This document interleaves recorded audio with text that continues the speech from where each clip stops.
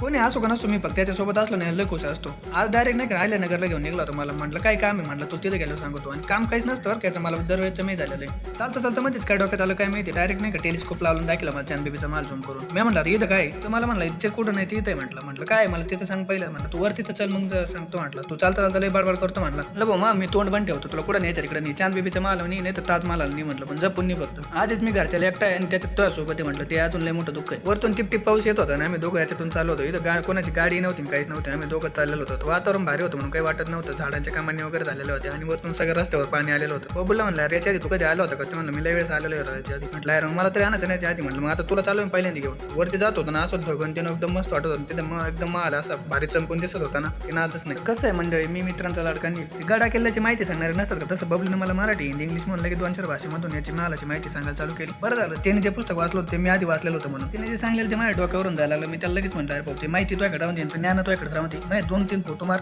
कारण मी इथं आलेलं नाही म्हटलं याच्या आधी आणि इथं 1 नंबर वातावरण आहे, मला लय आवडलेलं आहे. म्हटलं मी परत इथे येणार आहे. म्हटलं तू नसताना येणार आहे आता, कारण पहिल्या वेळेस तू आला होता त्यावेळेस तुम्हाला घेऊन नव्हता आला, म्हणून आता मी दुसऱ्या वेळेस एकटा येणार पण तुला आणणार नाही. म्हटलं इथं वातावरण 1 नंबर आहे. मला डायरेक्ट असं वाटत होतं की नाही का हेच इथे.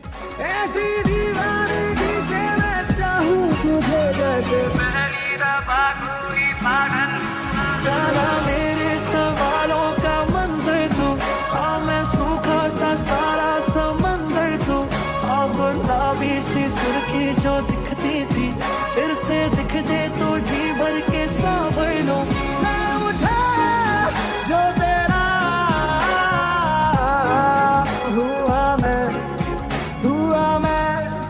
तर आज खरंच माझं चालता मनी दे नसताना एक ड्रीम कंप्लीट झालेलं होतं आणि वातावरण ते 1 नंबर होतं. नाही त्याच्यामुळे तर अजूनच भारी वाटत होतं. या दिवसामध्ये जरी यायचं असेल ना, खरं तुम्ही एकदा येऊन आणि एकदा व्हिजिट देऊन बघा. खरं इथून नगर वगैरे सगळं नाही का एकदम स्पष्टपणे दिसतं डायरेक्ट डोळ्यांनी आपले. आणि चांदबेबीच्या मालाचं एक वैशिष्ट्य आहे नाही का, चांदबेबीच्या राणीने एक रात्रीमध्ये हा माल बनवलेला होता आणि ते बी असं बनवलं होतं की नाही का एकदम भक्कम बनवलं होतं. ते अजून पण उभं होतं. नंतर मला बबलू डायरेक्ट नाही का ते बोक्से पाडायच्या मशनीकडे घेऊन आला होता. म्हटलं हे काय करायचं आता, म्हटलं आपल्याला हेच घ्यायचं होतं. अरे म्हटलं मला घरी सांगायचं ना भाऊ हे बोक्से बिक्से पाडायचे मला काही जमत नाही. म्हटलं अरे तेव्हा तुला नाही पाडायचं फक्त घ्यायचं आपल्याला. त्याचं काय त्याचं त्या माणसाचा काय व्यवहार पटला नाही. मी त्याला म्हटलं काय तुझी लायकी नाही, तू नको घ्यायचं असलं काय सामान. तो म्हटलं तू लायकी बघायची का, डायरेक्ट मला आला गाडीच्या दुकानामध्ये घेऊन. म्हटलं बघा आपली लायकी, डायरेक्ट गाडी बुक करून टाकली भाऊ. मला शब्द नाही, मला डायरेक्ट तोंड पण करून टाकलं. मग आयला भाऊ म्हणलं पोरांना काही बोलावं का नाही काय ना म्हटलं भाऊ आजकालच्या. जाता म्हटलं अरे एवढा काय शब्द लागला म्हणलं तुला. ते म्हणलं भाऊ आपण डायरेक्ट करून दाखवतो. म्हटलं अरे एवढं पण नव्हतं करून दाखवायचं, आपले पैसे गेले ना. तर म्हणलं चल जाऊन दे. म्हटलं काय टेन्शन नाही. तेवढं मी त्याला म्हटलं बाबल्या तुला लय शब्द लागते माहिती, मला काहीतरी खाऊ तरी घाल म्हणलं चांगलं. ते मला काय खायचं म्हणलं बिर्याणी. लगेच बिर्याणी वाल्याला म्हटलं हो दे ते पाचीला पार्सल. म्हटलं असं म्हणतात ते बिर्याणी वाले. म्हटलं यायला अवघडच दिसतं राव तुमचं. म्हणलं लय अवघड आहे लगेच इथे नात करते काय. म्हटलं